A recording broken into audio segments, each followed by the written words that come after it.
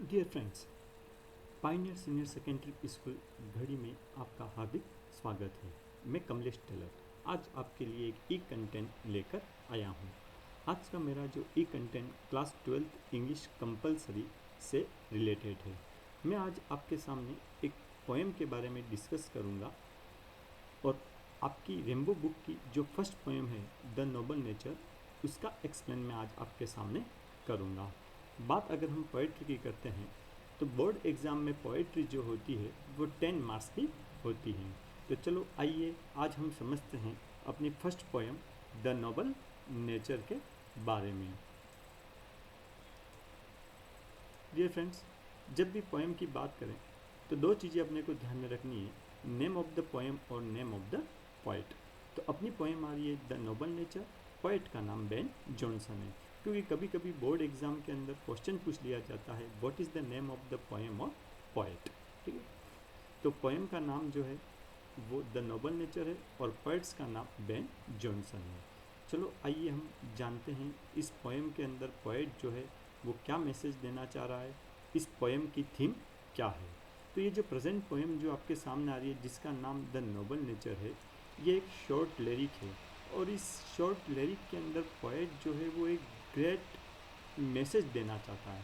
All humanity यानी सभी मानव जाति को एक संदेश देना चाहता है, that will live in deeds not years. ठीक है, ये अपनी पोएम की मेन लाइन है, यही अपनी पोएम की थीम है कि इंसान को जो है वो कर्म प्रधान होना चाहिए, नॉट ईयर्स यानी उम्र प्रधान नहीं होना चाहिए। कहने का मतलब कि पोएट इस पोएम के माध्यम से बताना चाहता है कि इंसान को जो है वो उम्र प्रधान नहीं होना चाहिए। अगर एक इंसान 100 साल तक जिए लेकिन वो अपनी ज़िंदगी में किसी प्रकार की कोई अचीवमेंट प्राप्त नहीं करे तो वो उम्र उसके लिए, वो जीवन उसके लिए कोई भी काम का नहीं है। यह बात पोएट इस पोएम के माध्यम से समझाना चाहता है। और पोएट कहता है कि कम जियो लेकिन ऐसा जियो कि आने वाली पीढ़ी आपके जीवन को याद रखे। यही इस पोएम की थीम है, यही इस पोएम की जो है वो कहना मतलब कि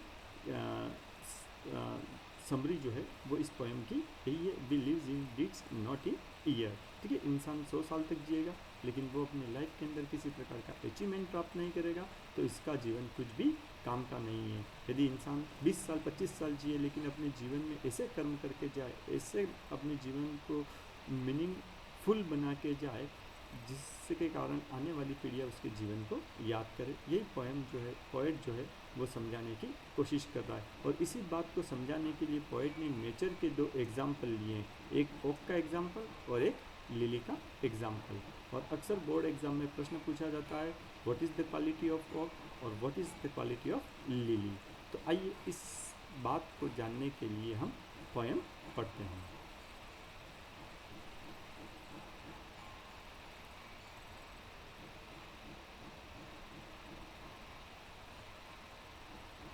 डियर स्टूडेंट, ये स्टार्ट की 4 लाइन जो मैं आपके सामने एक्सप्लेन कर रहा हूँ, अपनी पोएम शुरू होती है और इस स्टार्ट की 4 लाइन से एक क्वेश्चन बनता है what is the quality of okay. ठीक है, तो it is not growing like a tree. Poet जो है वो अपनी बात को समझाते हुए कह रहा है, अपनी पोएम शुरू कर रहा है, it is not like growing like a tree in bulk doth man make man better. यदि इंसान की ज़िंदगी को बेटर बनाना हो, मैन बेटर यानी इंसान की ज़िंदगी को बेटर बनाना हो तो उसको एक ओक के वृक्ष के समान ग्रोइंग नहीं होना चाहिए, एक ओक के वृक्ष के समान बड़ा नहीं होना चाहिए। एक ओक का वृक्ष जो साइज़ में बिल्कुल बल्क होता है यानी बड़े आकार का होता है।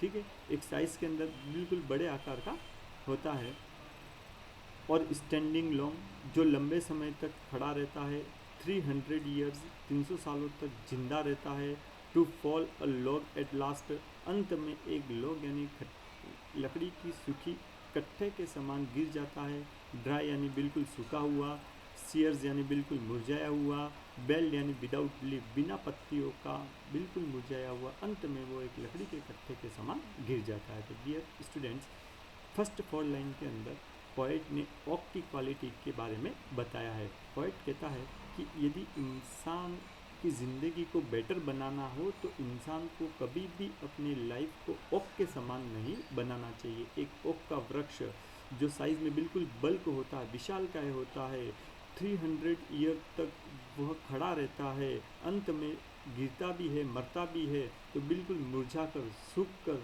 जिस पर न तो कोई फूल पत्तियाँ लगती है, न किसी प्रकार का उसके अंदर आकर्षण रहता है, और इस प्रकार से वह मर जाता है। तो इंसान की ज़िंदगी को कभी ऐसा नहीं करना चाहिए। अगर इंसान 100 साल तक जिए और अपनी लाइफ के अंदर कोई अचीवमेंट नहीं प्राप्त करे तो उसका जीवन एक ओक के वृक्ष के समान पोएट ने माना है।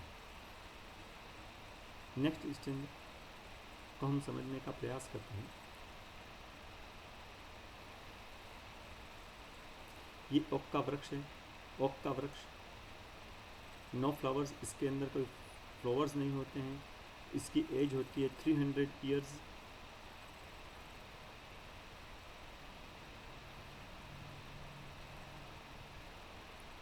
नेक्स्ट अपनी लाइन आ रही है, अ लिली ऑफ अ डे, एक लिली का फूल एक दिन तक जिंदा रहता है। इस फेयर फॉर इन मई, जो मई महीने के अंदर काफ़ी आकर्षक लगता है।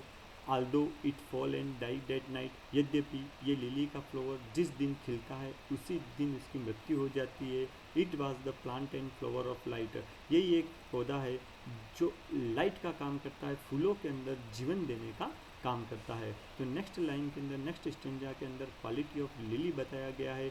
एक लिली का फूल काफ़ी आकर्षक होता है, काफ़ी सुंदर होता है। इसकी विशेषता यही है कि जिस दिन यह खिलता है उसी रात्रि को जो है वो उसकी क्या हो जाती है, डेथ हो जाती है।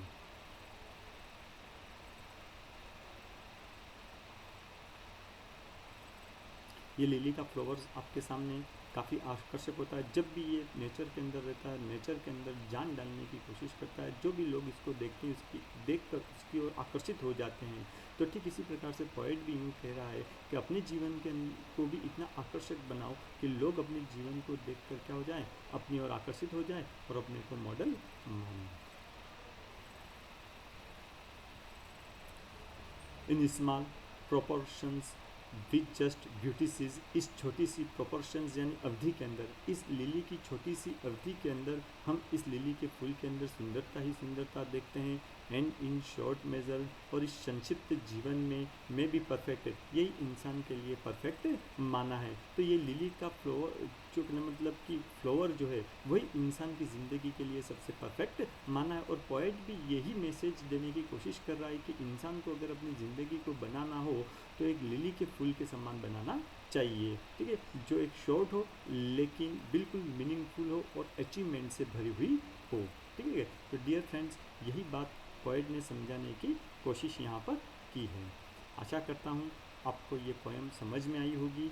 इस पोएम के अंदर 3-4 क्वेश्चन बहुत ही इम्पोर्टेंट होते हैं। First question quality of okay, second question quality of lily, और थर्ड क्वेश्चन इसके अंदर आ रहा है वो मतलब कि कंपैरिजन का आता है, why is the lily better than oak. और यही क्वेश्चन माध्यमिक शिक्षा बोर्ड के इस साल के पेपर के अंदर पूछा गया है।